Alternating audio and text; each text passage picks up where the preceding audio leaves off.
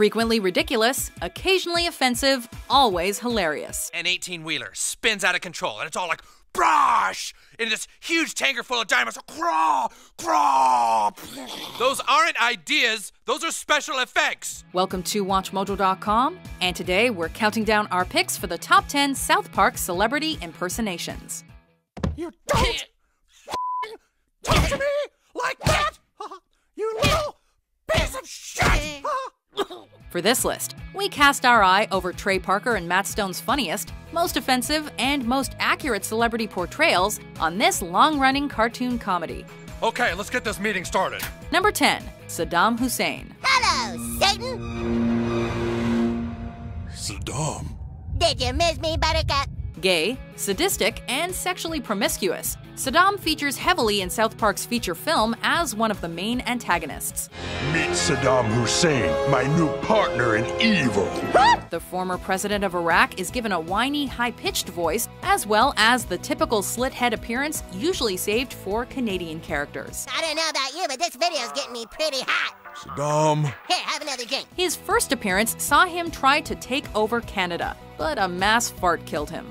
This sent him to hell, where he presumably began his romantic relationship with Satan. Hey, Satan! I got some new luggage for a trip up to Earth. Let's to celebrate. What's it like up on Earth, Saddam? Tell me about it again. Let's not talk. Let's get busy. All in all, his was a fitting reimagination of one of the most hated men of the 20th century. Well, fitting for South Park in any case. Hello and welcome. We're glad you made it, brother. Who the hell are you? We're just about to do a play about how much stealing hurts you deep inside. Come join us. Yes, Come let's on. go. You're here forever. No! Number 9, Bono. Hello, everyone. I am Bono. Apparently, Bono is not just the lead singer of U2. He is also an actual, literal piece of crap. When Randy Marsh takes a record-setting crap, he steals the title away from, you guessed it, Bono, who is none too pleased, let us tell you. He can't beat my 9.5 carats. Well, he's going to try. Fine, but he has to take the crap in front of you in Zurich. But then it's revealed that Bono hadn't previously taken the world's biggest crap. He is the world's biggest crap. The second talking piece of poo in the South Park universe, but the first to take the form of a human. Somebody's been keeping it a secret. Bono was never the record holder. He's the record. According to the show, it's his status as a hunk of excrement that explains why Bono can do so much good in the world, yet still appear like a huge turd. Bono could not be reached for comment as he is currently in Africa helping the needy.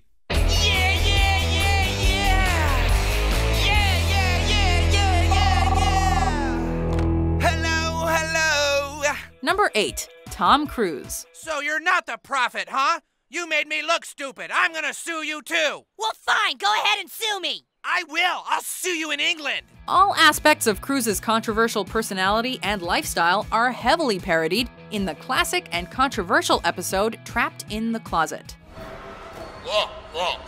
The frozen alien bodies were loaded onto Xenu's galactic cruisers, which look like DC-8s, except with rocket engines. When he's led to believe that Stan is the reincarnation of Scientology founder L. Ron Hubbard, Cruise sycophantically seeks his approval. L. Ron?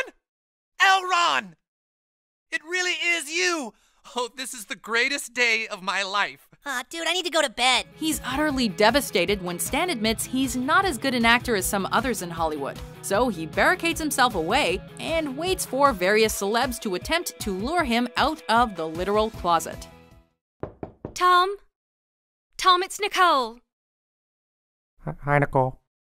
Tom, don't you think this has gone on long enough? It's time for you to come out of the closet. Likely as a form of retaliation at the real Cruise after he had a rerun of the episode banned. Poor old Tom gets it again in some later episodes, where he is, again, quite literally, packing fudge. Hey guys, check it out. Tom Cruise is a fudge packer. What did you call me? Hey, that is Tom Cruise. How come you're packing fudge, Mr. Cruz? I'm not a fudge packer. Number 7, Michael Jackson. Here I am, blanket. Despite his alias of Michael Jefferson, it's obvious who South Park is targeting here. Guys, this is my dad, Michael Jackson. Michael Jefferson, yes. Hey, you want to play with me? The childish singer has made numerous appearances over the years, most notably in the episode where he moves to South Park to get away from the constant accusations of child molestation. I'm sick and tired of people harassing Mr. Jefferson. All I've been hearing since Mr. Jefferson moved here are sick lies. That he molests children, that he's a bad father, that he had plastic surgery. It's ignorant. After his neglected son Blanket makes friends with Stan, Kyle, Kenny, and Cartman, Jackson tries to join the fun as a way of living out the childhood he missed. Would you like to ride the train with me and start a magical journey? Yes, I would. Mr. Jefferson, you're so awesome. Mr. Jefferson. Even as a ghost or a hologram, the infantile Jackson can't deal with what people say about him. So ignorant. He appears to be just a hologram, sir. No, it's ignorant. You don't understand. We have to stop them. Number 6, Barbara Streisand. Hey, no wonder that Barbara Streisand lady wanted it. Oh, who is that? Oh, just this really, really old lady who wishes she was still only 45. The singer has been cited as Matt Stone and Trey Parker's most hated celebrity, and she certainly gets one of the more abstract treatments of any famous person.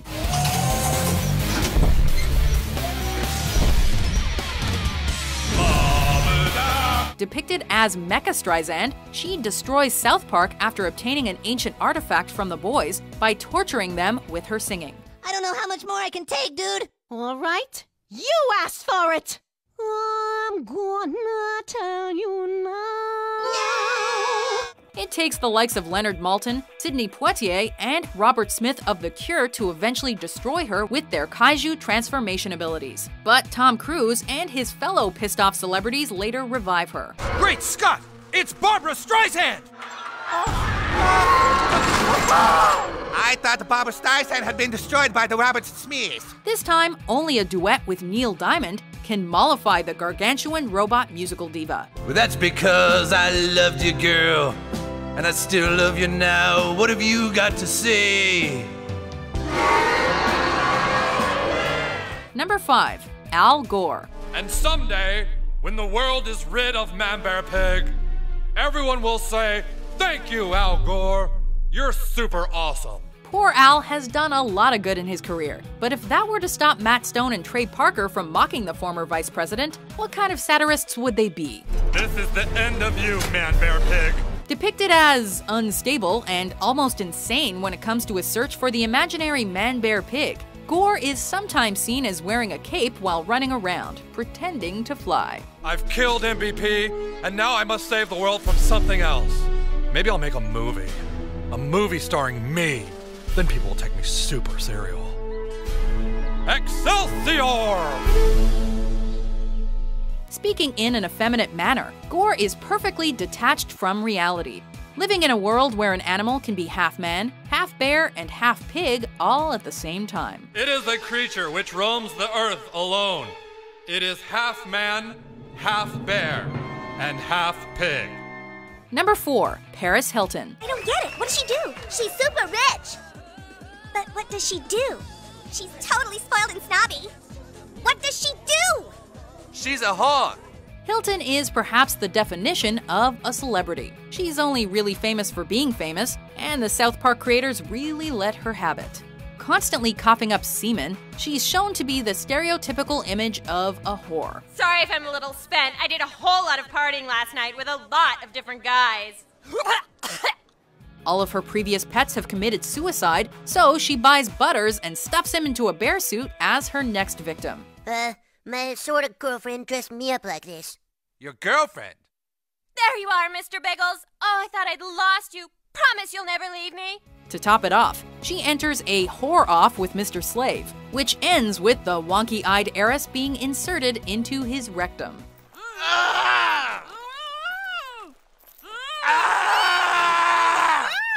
In the South Park world, perhaps that's a fitting end for Paris. My God, it's so gross. Let me out of here. Number 3, Russell Crowe. Born in New Zealand in '64, a hot-headed actor named Russell Crowe. He loves to act, but he loves one thing more: fighting round the world. This Australian actor aptly has a show called Russell Crowe Fightin' Around the World, and that title really says it all. Fighting round the world, Russell Crowe. Crowe randomly beats up people who are even slightly critical about his work, and even a few who aren't, to be honest. Dude, the director said to cut it. My fighting is poetry. You don't edit Russell Crowe's poetry, you testicle! Along with his good friend Tugger, a boat, the incredibly offensive Australian beats up folks that he calls Chinamen, black people, and scrotums. Oh my god, it's Russell Crowe! Oh my god! Why don't you mind your own business, you scrotum?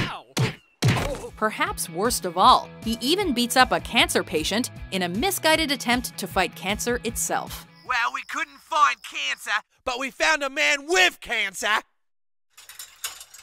Take that, cancer! And that! Even poor Tugger grows tired of Crowe's antics in the end. Take your love aside, gotta take it. Number 2, Mel Gibson. How dare you call me crazy? This means war! He's totally insane, and one of the few South Park characters to have his real face used for his parody. Jesus, oh how I love you, Jesus! When Stan and Kenny travel to Gibson's house to get their money back for the Passion of the Christ, he promptly strips off and asks the boys to torture him. Ha! So you do intend to torture me, huh? Well, go ahead. Do your worst. You still won't get your ticket money back. I can take whatever you can dish out. Now with the Braveheart blue face paint, Gibson chases the boys back to South Park, where he insists that the whole town torture him. I guess now you're gonna start torturing me. Ah! Oh, my nipples are so tender, don't squeeze them anymore. That's Mel Gibson. He's hilariously sadistic, and ends this brilliant episode by, well, doing this. And to think, this episode actually came out 2 years before Gibson's reputation went down the tubes. Give me my $18! Mel Gibson! Before we unveil our number 1 pick, here are some honorable mentions. Her favorite foods are sketty and butter, and she likes drinking Red Bull and Mountain Dew. I'm only 6 and I've already had 3 heart attacks, girlfriend! Something's wrong. Look out! My God, I didn't even see him. Nice work, Zimmerman. Dude, the ass-face's son is Ben Affleck. Oh, our little Ben. Oh, I'm so happy. Wow, I never realized Ben had TPS, but I definitely see the resemblance now. It's one of them. That thing's from Jersey, too. What is it? It's called a Snooki. It's very famous. Yeah, yeah, yeah, yeah, yeah, yeah. I am Lord, yeah, yeah, yeah. Lord, Lord, come in, Lord, yeah, yeah, yeah. Number 1, Kanye West. Hey, man, I'm a genius, all right? I'm the most talented musician in the world. If I was a homosexual or a fish, I would know. Never have fish sticks been so funny. Well, unless you're Yeezy. No, because you said you like fish dicks, Kanye. Don't you get it? You see, fish dicks is a play on words. Apparently, Kanye is the only one who doesn't understand the childish gag as he goes on a murderous rampage in his attempt to have the joke explained. I ain't gonna hurt you. I pay people to do that for me. Oh, shit. Oh, no, man. Come on. I got no dick, man. He eventually sets his ego aside and accepts his life as a gay fish. Now content with his newly found sexuality, he wastes no time mingling with other seafaring creatures. I wanted to be free with other creatures like me, and now I got my wish. Cause I know that I'm a gay fish. Of course, he eventually reforms, and instead decides to marry a hobbit. If she was here, you could all see for yourself how beautiful she is. But she can't be here because she has a movie coming out on Friday, directed by Peter Jackson, called The Hobbit. This depiction perfectly captures the rapper's egotistical nature, while throwing in just enough trademark South Park randomness to make this the ultimate celebrity send-up. My girl ain't no hobbit. Please God tell me I'm not engaged to no hobbit. Do you agree with our list? When you're a clown, nobody takes you seriously. Which South Park celebrity parody always tickles your funny bone? Does Bono want to be the... For more hilarious top 10s published every day, be sure to subscribe to WatchMojo.com. Tiger's whistle's blowing, means we must be going. No more Russell crowing for you.